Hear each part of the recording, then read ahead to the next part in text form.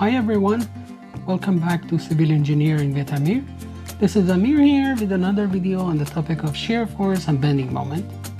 In this problem, which is selected from Hibbeler's structural analysis, we have a cantilever beam and we have to determine the shear force and bending moment throughout this beam as a function of x. Alright, let's start solving the question. If you watched the previous examples, you know we always start solving these type of questions by drawing the free body diagram of our beam. So the first step would be, I will copy the beam from here. The only support that we have is at point A, which is a fixed support. So we have AY, we have AX, and we have MA. And now, in order to determine these three support reactions, we have to write the equations of equilibrium for this free body diagram. So the second step would be, okay, in the x direction, the only force that we have is AX, sigma Fx is equal to 0. This direction, AX plus, there's no other force in this direction, it's equal to 0. And this will give us an AX equal to 0. In order to determine AY and MA, we can substitute this uniformly distributed load with a single resultant force applied at the centroid of the load. The magnitude of our resultant force will be the area under this distributed load, which is 2 multiplied by 6, since this is a rectangular load. So the magnitude will be 12, and it will be applied in the middle of this rectangle, because the centroid is located in the middle. So we can write, this is our resultant force, 12 kilopounds, which is located at a distance 3 feet from point A. Now in the y direction, we have AY minus 12 kilopounds minus 10 kilopounds minus 8 kilopounds equal to 0. And this will give us an AY equal to 30 kilopounds. And now, if we write sigma m around any point along the beam, we can determine MA. We choose this point A, and we choose this direction as the positive direction.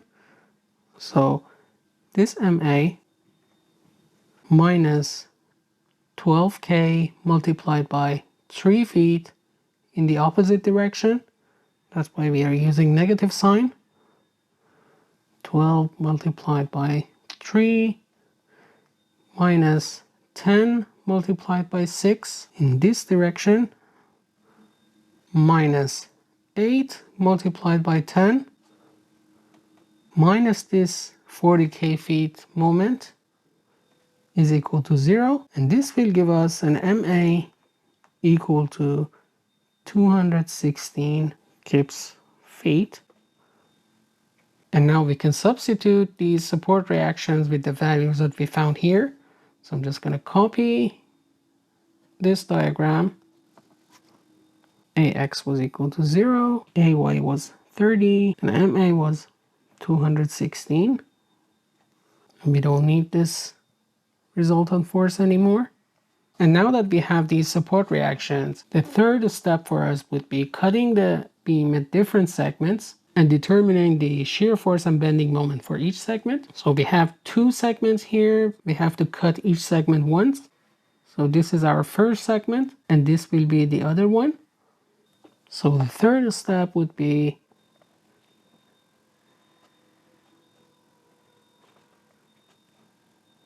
I'm going to copy this diagram again.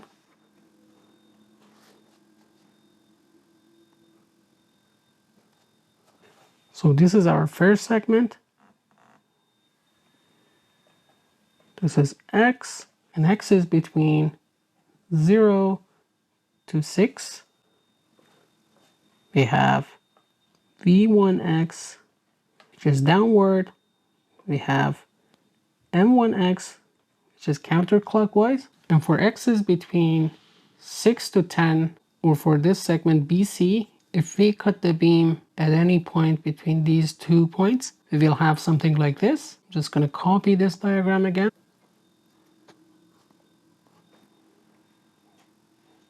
This will be our X, and X is between 6 to 10. We have V2X here, downward, and M2X counterclockwise. Or we can analyze the other side of this cut segment. In that case, the length of our cut segment will be total length minus this X, so 10 minus X. Our V2X will be upward, and our M2X will be clockwise.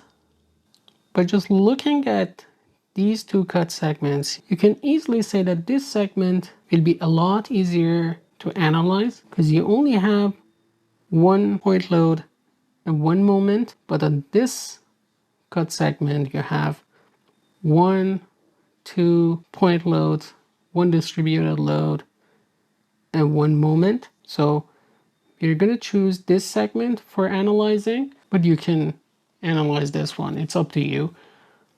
I'm just going to remove this one and move this here. Now in the last step, if we analyze these two segments, we will be able to determine V1 and V2 and M1 and M2. So the fourth step would be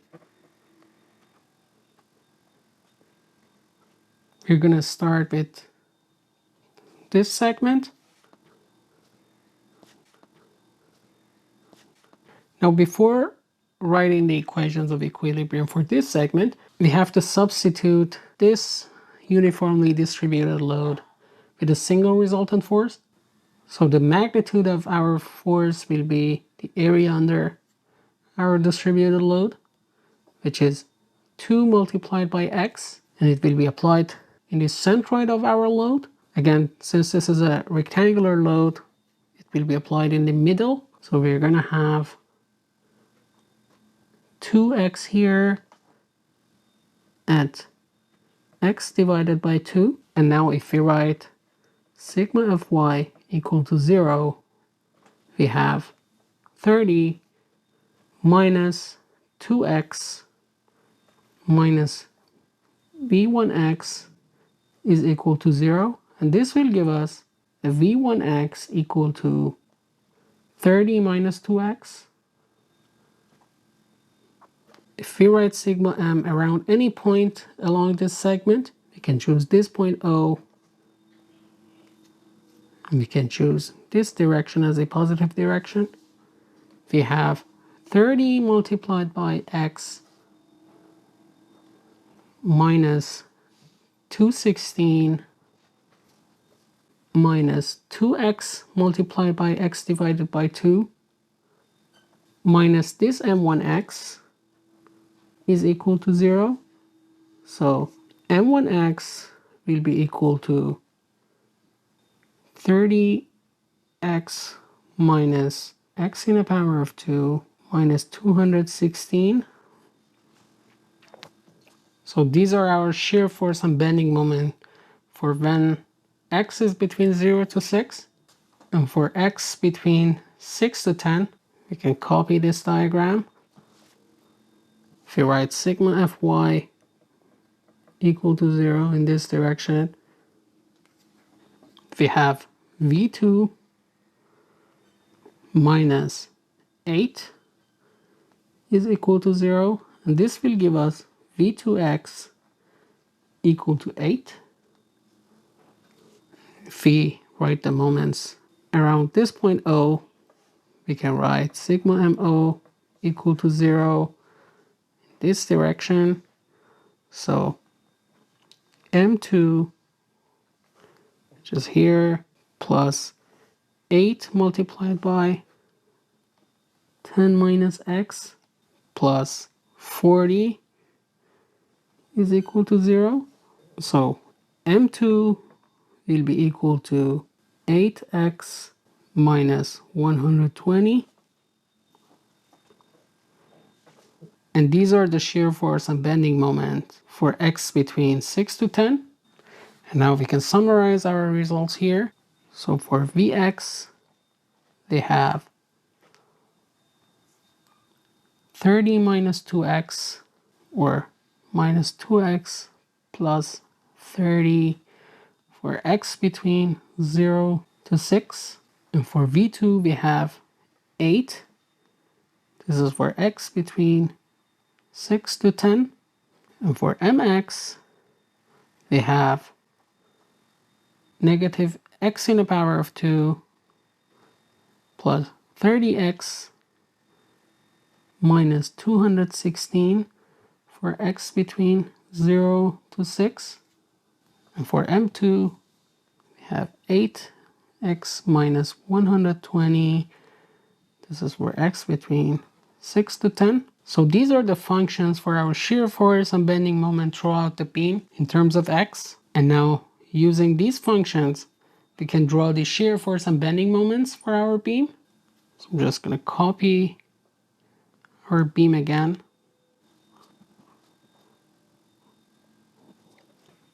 We had a 30K support reaction and 216K feet.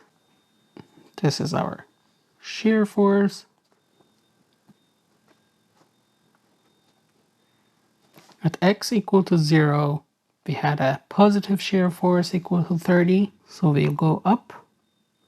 This is 30K.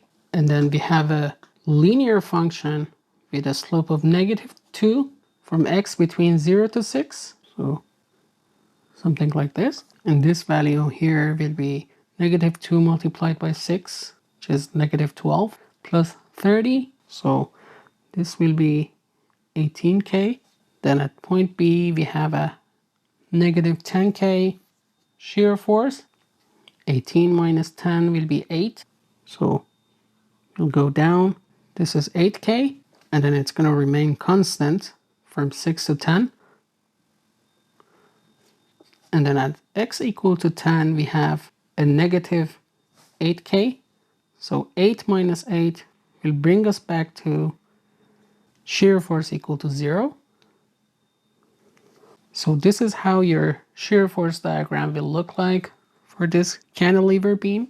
And now using this function, we are going to draw our moment diagram. So this is our x. This is our M.